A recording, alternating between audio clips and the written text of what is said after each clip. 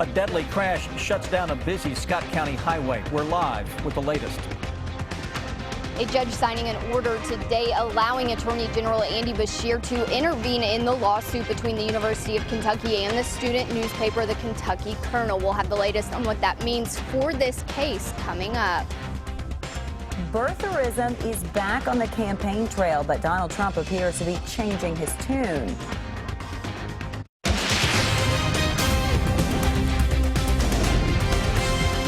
This is WKYT News at 5. A busy highway in Scott County has been shut down for most of the afternoon after a deadly crash on Cincinnati Pike. The sheriff's department tells us a woman is dead after a crash involving two dump trucks. Monique Blair is live at the scene with the very latest. It's our top story at 5. Monique? Hi, Sam and Amber. Yeah, you can see all three of the vehicles that were involved in this crash here right now. First, you see the black car directly behind me, and then beyond that, you see the garbage truck. There was a Georgetown City garbage truck. And then across US 25 here, you see the third vehicle, which was another garbage truck. Now, right now, several different agencies are out here trying to figure out exactly how these three vehicles collided. Now, we do know the woman and the only person who was in the black car has died. The garbage truck that landed on its side has leaked diesel fuel and hydraulic fluid spilled from the other garbage truck. So now environmental cleanup crews are out here to remove those dangerous substances that are now in the ground. But first they have to wait until the accident reconstruction crews are finished doing their job. It is a danger. All of the contaminated soil has to be dug up and replaced for both fluids. Petrochemicals get into the ground and can either contaminate water or kill the grass and animals that would feed on that.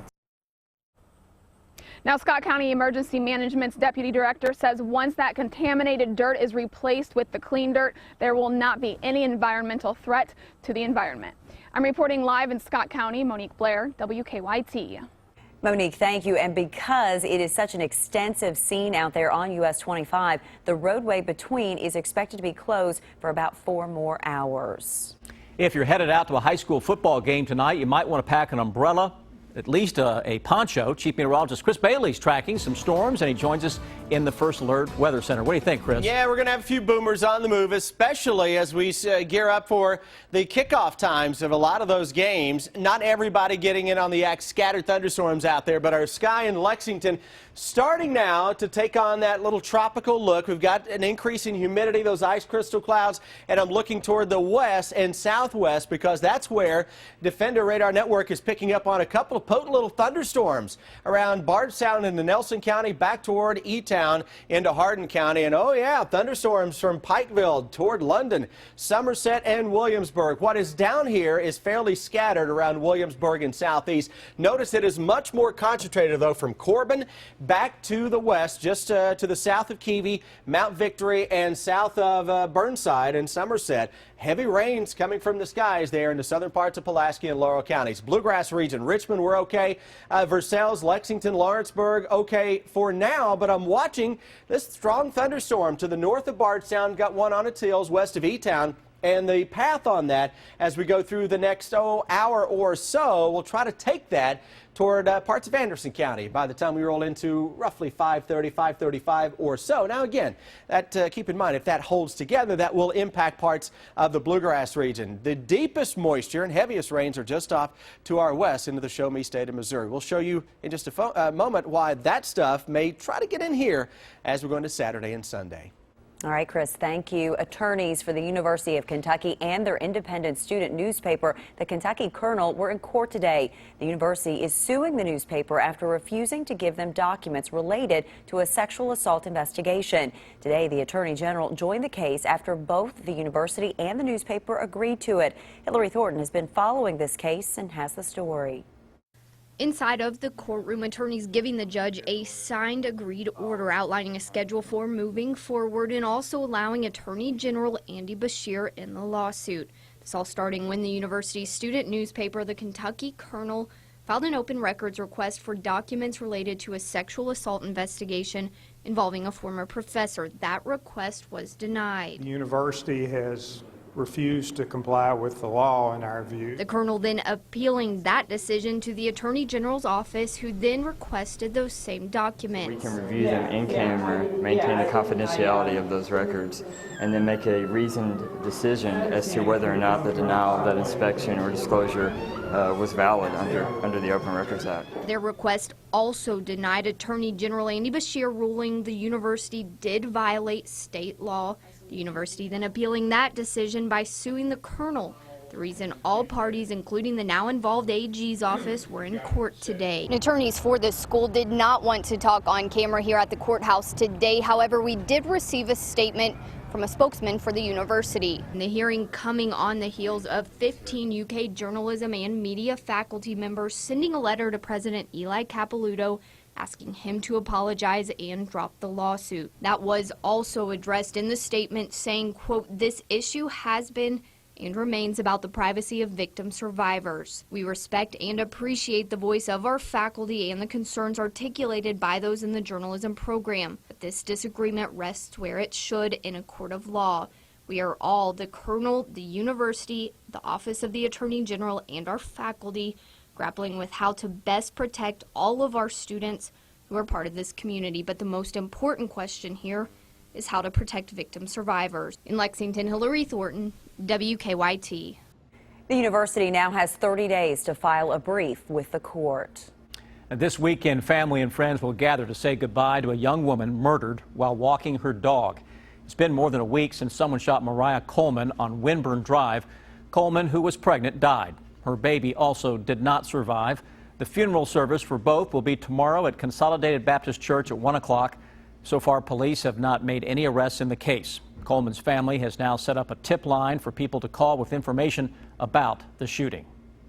The third person charged in connection to the murder of a Kentucky National Guard member went in front of a judge today. Justin Sloan was arrested yesterday. He is charged with abuse of a corpse and arson. Police have also arrested Jeremy Harris and Christy Hanley in connection to the murder. Police say that Trevor Dilger was shot to death over the Labor Day weekend. His body was found in a car that was set on fire at the intersection of Red Road and Elkchester Road near the Fayette-Woodford County line. Coming up on WKYT News at 6, we'll tell you what new information we have learned about another man charged in this case. More than 2 years after police say 2 men were involved in a deadly home invasion in Rowan County, they appeared in court today. Jack Abrams has already pled guilty to killing Bo Otis in 2014, and 2 others are still waiting for their day in court. Victor Puente is in Rowan County with more in a story that's new at 5. Of the 5 people charged in this case, 4 of them are still waiting to go to trial. 2 of those men were in court today, one of them with a new attorney. Demario Powell and Marcus Stewart were in court today for status hearings. They, along with Jack Abrams, Anthony Payson, and Julius Kolowitz, were charged with the murder of 20-year-old Bo Otis in June of 2014. Earlier this year, Abrams entered a guilty plea to murder and robbery and received a 30-year sentence. Today, Stewart's new attorney, George Sornberger, made his first appearance as co-counsel. A trial date has been set in April for Stewart and Powell. Kolowitz and Payson will go to trial sometime after that. Commonwealth's attorney Ronnie Goldie tells me Stewart and Powell gave statements against Kolowitz and Payson, which is why their trials are happening first. After today's hearing, Stewart's attorney told me they were trying to be sensitive to the victim's family.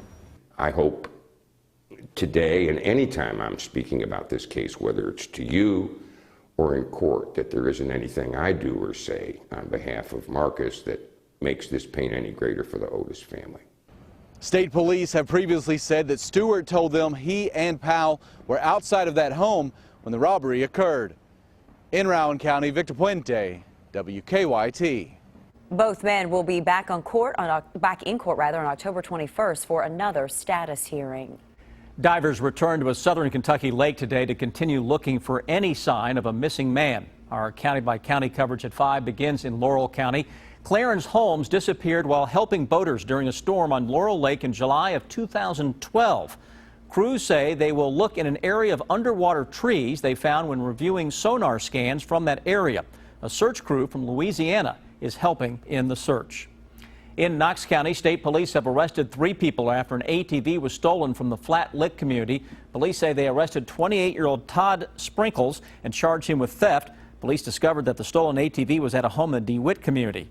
When police got there, they arrested 37-year-old Michael Sproles and 34-year-old Dusty Bingham after they ran into the woods.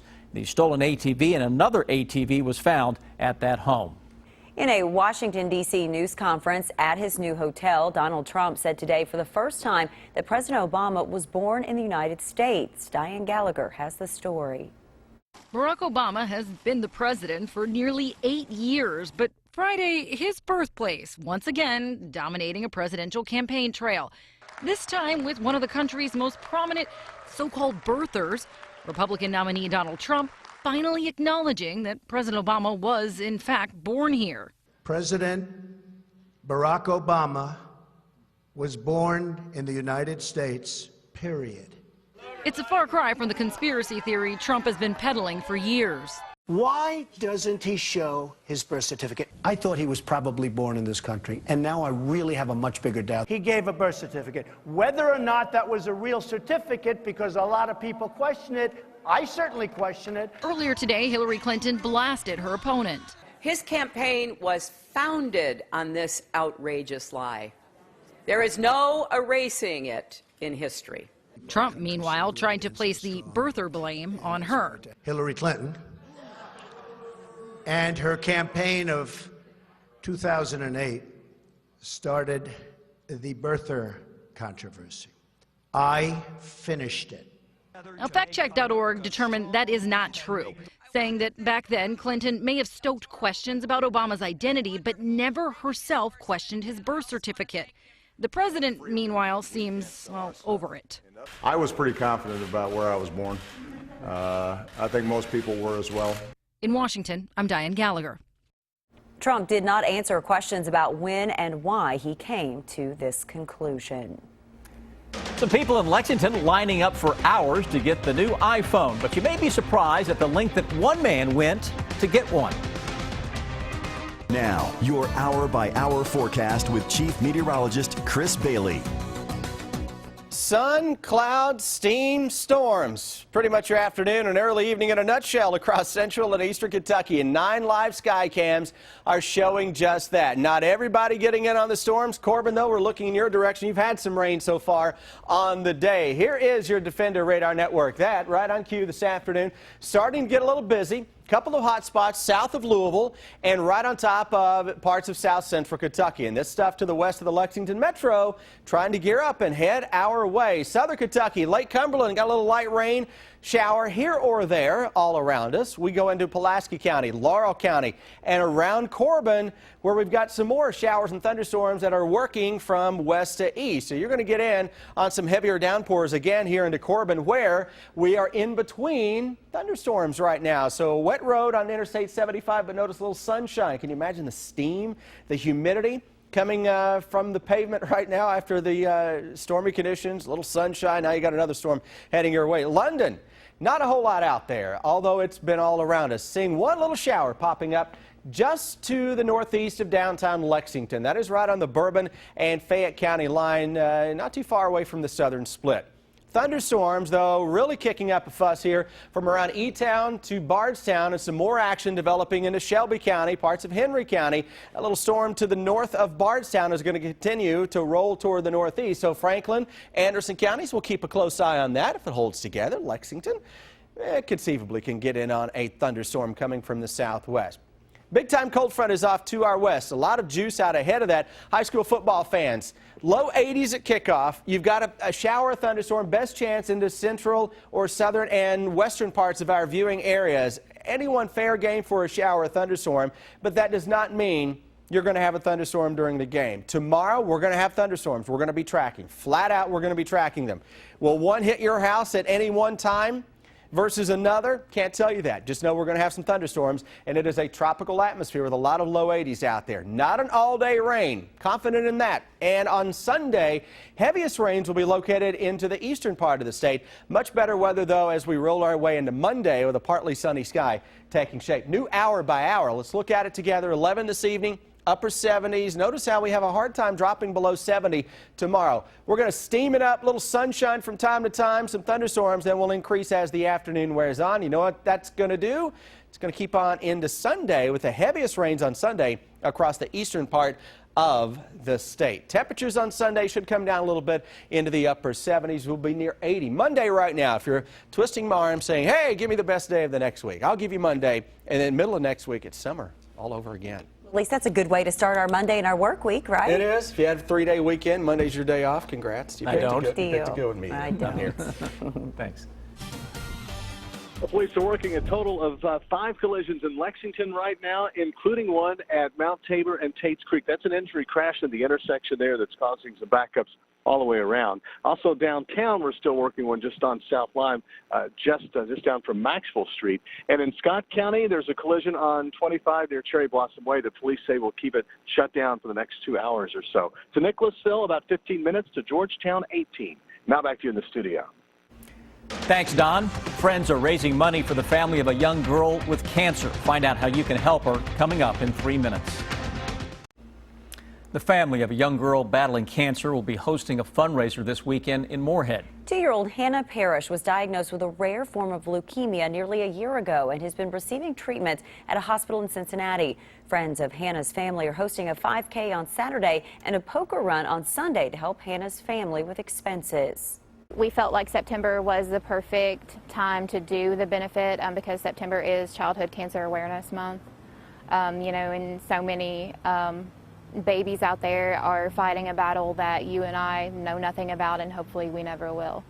Well, the 5K will be held at the Rowan County Airport. Registration starts at 8 Saturday morning. She's precious. The wait's over. Apple fans can now get their hands on the newest iPhone model. But the product is so popular that many of the stores sold out. Michelle Chamberlain caught up with one man who drove for hours for a chance to get the new smartphone. So what were some people willing to do to get their hands on this new iPhone 7? Well, we met one guy who camped out all night long here at the Fayette Mall after driving 6 hours just to get his new iPhone. I use my phone for so much. I mean, I always wanted the best and the newest. Brad was the first in line at midnight after driving 6 hours from Illinois, all just to get his new iPhone 7. Hey, they were all laughing at me like I was dumb because I drove hours. Like, you got 80 people here that don't have a reservation and are just hoping that because they're a nice guy that they're going to get the phone, and it don't work like that. Unfortunately, in the middle of the night, the campers were told the iPhone 7 Plus and the jet black color of the iPhone 7 were already sold out. At that moment, we're told half the people left the line. Oh no, but not Brad. Well, I got what I wanted. You would scoff at my iPhone 5. I wouldn't talk to you. Brad did continue our interview. He said the new phone is impressive because it's water resistant with better battery life and a beefed up camera. Look, we even got this picture using the phone. Updating. Now, if you're not willing to wait in line like Brad, you can order the new iPhone 7 online, but you may not get it for a few weeks. Well, can you just wait until I get it? Why don't you become a weatherman instead of a cameraman? Because you don't want to. How tired are you? How are you feeling? Oh my, quite a character. Apple shares have been soaring after the higher than expected sales of the new iPhone. I think Chris Bailey took exception to that last comment. Yeah, he should. Don't forget, Lakeside Live is tonight over at Lexington Green, and here's a live look as the crews are setting up there. The music begins at 6 o'clock tonight. On the schedule tonight is the Greg Finger Band. The music goes until 9 tonight. A man is in jail after some teachers chased him off from a school playground. At 5:30, you'll hear from school officials and police. It is time now for better living, health, education, and consumer news that impacts your life. Soccer is a way for countless children to get exercise, learn team values, and make friends, and it's growing in popularity as well. A new study finds that as more children take the field, more are getting injured as well. But one observer says that might not be a bad thing. Kim Hutcherson explains. Youth soccer has exploded in popularity, with more than 3 million children playing in leagues today. But a new study says with those growing numbers, a soaring number of reported injuries has come as well. According to a report published in the journal Pediatrics, soccer-related emergency room visits have spiked 111% from 1990 to 2014. Sprains or strains were among the most common injuries, accounting for more than 34% of the injuries reported. Fractures represented around 23% of the injuries. Concussions accounted for about 7% of emergency room visits. But one observer says that rise might not be a bad thing. Scott Saylor with the Athletic Trainers Association says it's a sign parents and others are better educated about injuries. He also says parents should get in the game as far as safety goes, recommending they get a good look at facilities and equipment being used and to make sure there's a plan in case of emergency. For today's Health Minute, I'm Kim Hutcherson.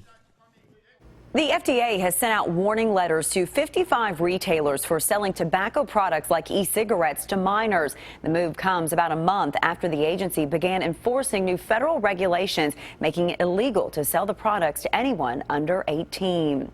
Shipping giant UPS is planning to hire 95,000 workers ahead of the holiday shopping season. That is up from last year. A UPS spokesman says the company is looking for package handlers and delivery drivers, including tractor-trailer drivers. He says pay for seasonal workers ranges from just over $10 an hour to $30 an hour. The spokesman added that roughly 37% of seasonal hires in the last 3 years have been hired permanently. And Olive Garden says its never-ending pasta pass sold out in just about a minute. About 21,000 were available this year compared to just 2,000 last year. 21 passes will be available on eBay. Proceeds go to the charity Feeding America. Now, here's what's coming up for you at 5:30.